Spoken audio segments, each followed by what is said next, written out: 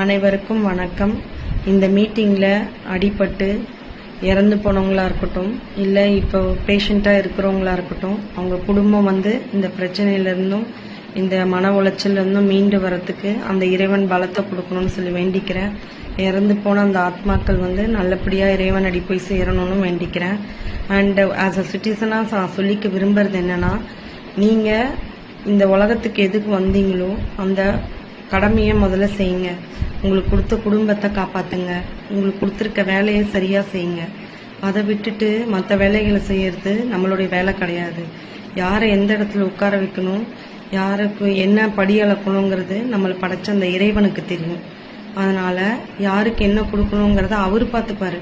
உங்களுக்கு என்ன கடமையை கொடுத்துருக்காரோ அதை நீங்க செய்யுங்க. இது பார்க்கும்போது எனக்கு ஒரு இன்டர்வியூல அஜித் சார் சொன்னது ஞாபகம் வருது.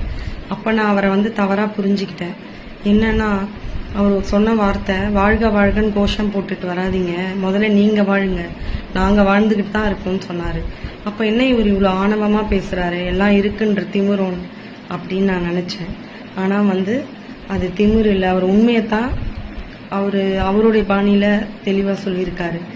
அதனால நம்ம கோஷம் போட்டு வாழ்க வாழ்கன்னு பின்னால போறதை விட்டுட்டு, நம்மளுக்கு கடவுள் கொடுத்த இந்த உயிரை, நம்மளுக்கு கொடுத்துருக்க குடும்பத்தை, நம்மளுக்கு கொடுத்துருக்க வேலையை எப்படி சரிவர செய்யலாம் அப்படின்றத கவனமா பார்த்து அதில் நம்ம எப்படி முன்னேறலாங்கிறத பாருங்க.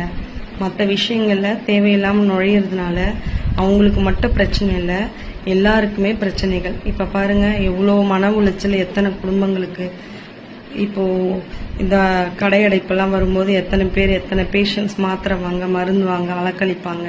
அந்த ஹாஸ்பிட்டலுக்குள்ள எவ்வளோ பேஷண்ட்ஸை பார்க்க முடியாம எத்தனை பேஷண்டோட ஃபேமிலி உள்ளேயும் வெளியும் தன்னை திண்டாடி இருப்பாங்க.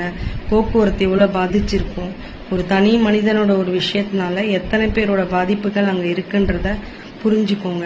அதனால இந்த மாதிரி கோஷம் போடுறதை விட்டுட்டு, கடவுள் உங்களுக்கு கொடுத்த இந்த நல்லா 2 கை 2 கால் எதுக்காக கொடுத்துருக்காரு, நீங்க எதுக்காக பிறந்திருக்கீங்களோ, உங்களை சுத்தி இருக்கவங்களையும் சந்தோஷமா வச்சு நீங்களும் சந்தோஷமா இருங்க. வாழ்க வளமுடன். நன்றி.